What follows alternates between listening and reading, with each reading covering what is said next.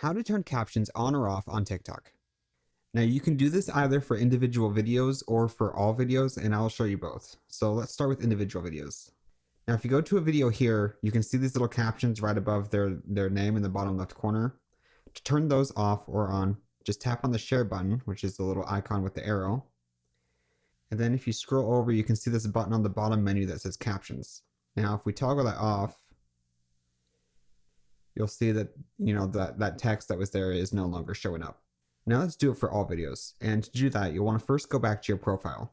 Then in the top right corner, tap on the icon with 3 horizontal lines. Next, tap on Settings and Privacy.